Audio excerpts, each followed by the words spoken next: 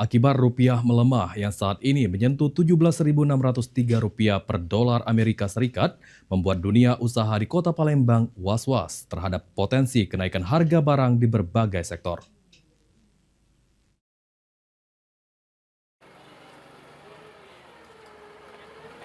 Kondisi rupiah melemah yang saat ini menyentuh Rp17.603 per dolar Amerika Serikat menimbulkan kekhawatiran bagi pengusaha di Kota Palembang. Hal tersebut disampaikan langsung oleh Ketua Asosiasi Pengusaha Indonesia atau APindo Kota Palembang.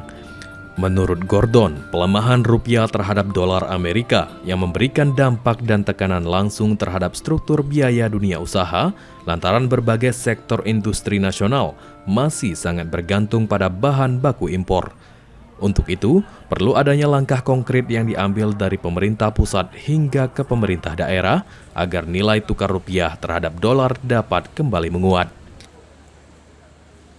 Dengan melemahnya rupiah terhadap dolar Amerika, tentu akan berdampak kepada dunia usaha karena harga-harga pasti akan menyesuaikan dengan harga yang baru yang akan mempengaruhi harga-harga barang di pasaran, dan ini nanti akan mempengaruhi kepada para pengusaha, di mana para pengusaha yang telah membuat anggaran tahunan itu akan berubah dengan adanya perubahan harga, dan kontrak-kontrak kerja yang sudah ditandatangan pun itu akan berdampak dan akan ditinjau kembali.